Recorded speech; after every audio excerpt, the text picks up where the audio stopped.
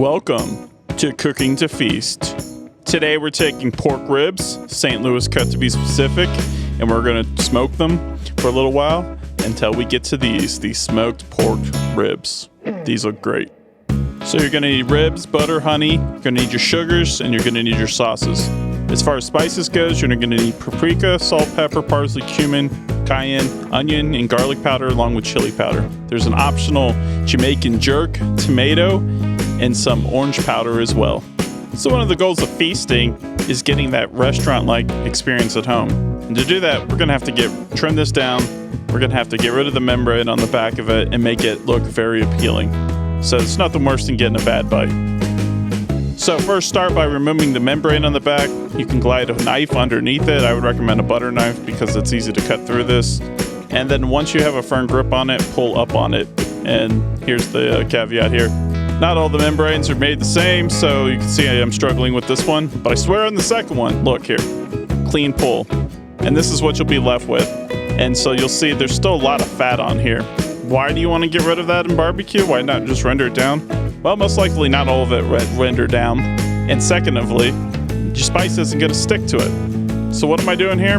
I'm checking to see where the last bone is, and I'm trimming up my ribs there. On the other side, there's cartilage. You don't really want to eat this, and I guarantee you that there's something cut through and it's not just bones. So we're trimming these down, we're getting rid of all the cartilage so that we get just bones on here. On the end, you'll see that the butcher went through that one a little bit, so we're just taking off the excess. Here you'll see a little bit more fat, and again, we got to cut all this off. It might seem like a waste, but you know what? You can still cook all this extra stuff and have it, maybe put it in beans or something like that. Here you'll see a completely trimmed pork rib. We lose a lot, but look at the presentation now. This is going to look like a feast once it's done. So we're going to start by dry brining these overnight. Kosher salt evenly all across the piece of pork here, or the ribs. Once you have an eating coat, do the back side as well, and then we're going to set these aside. When we zoom in here, we can already see that some of the salt is starting to melt down into it, but we're going to cover it up, and so you can go 2 hours, but we're going overnight here for the best results. This is to get the salt to penetrate down into the meat. As far as spices go, for our rub, we're going to start with paprika, 1 tablespoon, and then follow that with another tablespoon of chili powder. So adding to that, we're going to do 6 tablespoons of brown sugar, which is going to give us the majority of our sweetness. And then we're going to do 2 tablespoons of turbinado sugar for coarseness on the outside. Half a teaspoon of salt and a 1/4 teaspoon of cumin. We're also going to add some cayenne pepper to this. And then finally our black pepper.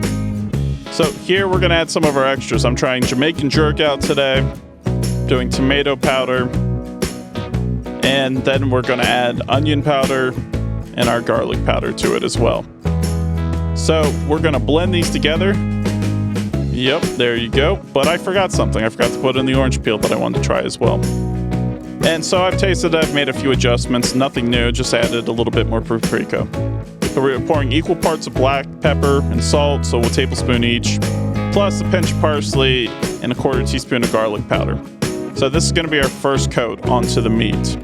So take your ribs back out and put them on the countertop here, and we'll see what they look like now.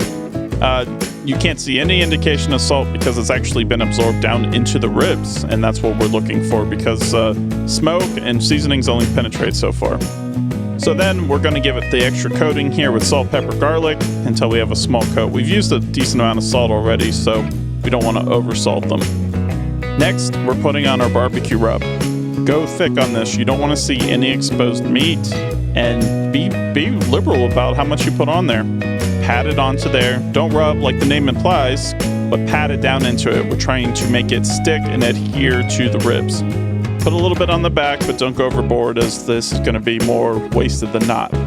So covering up our sides as well. Get all the ends, get all the sides, get all the rub onto the ribs. There we go, just add a little bit on the end. See all that little bit? We took care of it. And that's our finished rib getting ready for the smoker.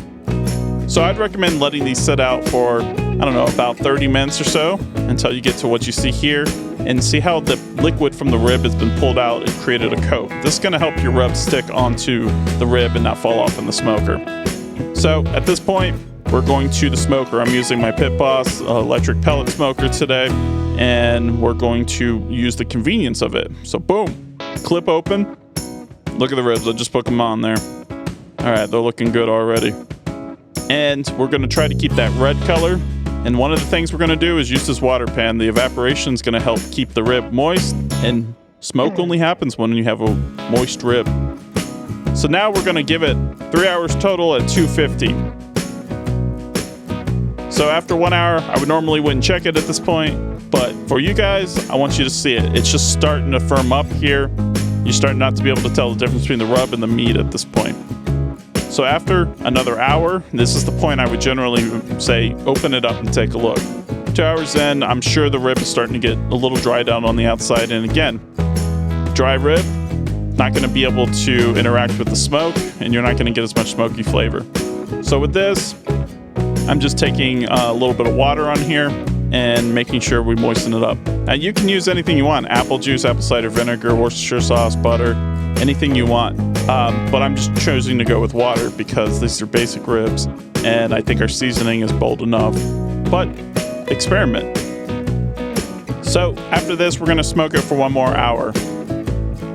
But in the meantime, before we get to our 3 hour time period, we're going to make our wrap for this. We're gonna start with brown sugar and try to spread it out to about the size of your ribs here. So that's why it's not an exact amount. Then you're gonna drizzle the honey onto this. Any kind will do. So use your favorite one. So for this part, I recommend using a blend of Worcestershire sauce plus your favorite hot sauce. And then finally, some butter. So cut up a few pats on this and then place it into the different parts of the brown sugar mixture. You don't want to go too much butter on this, maybe 1 to 2 tablespoons at most here. But we're just trying to add a little bit more richness and a little bit of moisture to help the sauce stick and then eventually thicken. If you have any leftover rub, I'd recommend putting a little bit more on there. So boom, the clip, my favorite part. And so we're going to take our ribs that have been sitting for 3 hours now, and we're going to check them. Oh yeah, look at that. The outside is a nice crust on there. We call this bark. And it's still nice and plenty moist underneath it. So, but I think the smoking is done for this point. So we're gonna remove the ribs. And at this point, I wanna see first how much give they have. Well, they got a little bit of give here. Okay, so this is what the next part of it is. We're going to make sure it's got a lot of give. But let's check the back one. It's closer to being a little hotter back there. So let's see if it's cooked a little bit more, which it is. It's a little bit more flimsy. And so let's get a close up here. You'll see some of the excess rub that we put on is dried up, but I guarantee you underneath it is looking good. And what we're about to do to it next, it's not gonna matter. It's gonna come out looking fantastic. The thing that matters is we got enough smoke and we got enough crust built up on the outside. So the whole next process is to essentially tenderize these. You're gonna wanna put the meat side down onto the brown sugar mixture, and we're gonna wrap this. The moisture that's inside of the ribs still is what's going to tenderize this. This is going to bathe in itself, and the moisture in there is gonna build up and break down all the connective tissues and tenderize the meat way past where it is now. So get them both wrapped up tight. Remember, meat side down. Now take them out to the smoker again. Boom, another clip. My favorite part. And here we go. We're gonna place them meat side down, and then we're gonna get our second one and put it in the back here. This part is important. You can use other things like butcher paper as well. But what we're also gonna do is increase to 275. Yeah, you can see the smoker's been used a little bit. We're gonna cook for 1.5 hours. That's the maximum you're gonna wanna cook for at this point. So a total of 4.5 hours. I wouldn't go too far over this, especially with the aluminum foil, because look how tender this is already. You don't want it to completely disintegrate everything down, because then what was the point of all this? So we're unfolding. I want to give you a sneak peek at what these are looking like outside. And underneath, you'll see that the bones are pulling back. And that is a good sign. That's your thermometer right there. These are done. But look at this. I guarantee this is what you wanted, and I'm going to give it to you. Oh yeah. Don't tell me that doesn't look good. Here they both are outside, back onto the smoker. So we've cooked for 4.5 hours, but now we're gonna finish these off. Look at that. That's good enough to eat right there. You don't even have to do the next step, but it'll still make it better. But what we're gonna do, we're gonna take our sauce. You can use whatever you want. I like this one. And we're just gonna put a nice coating on the outside of it. So get it all up on there. Now, I recommend a brush, silicone one. Just, paint it all on there. Get it looking good, because this is our last step. Just gonna brush it on there. Look at the red color it adds to the already red meat. And then we're gonna finish in the smoker for 15 minutes. All right, can't wait to see what it looks like now.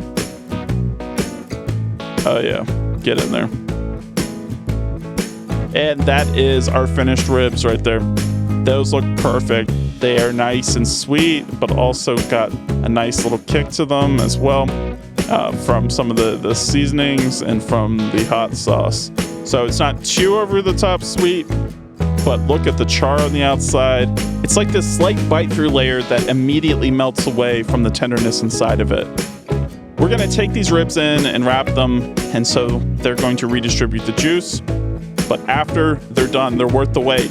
Bam! Look at that first view. Second view there. Look at that, it gets even better. And then our third view. Look at the ribs now. They are ready to go. And so today is Father's Day, so my family and I were having Father's Day ribs, and this is our basic rib recipe. So this is Cooking to Feast. I hope you enjoyed and subscribe for more.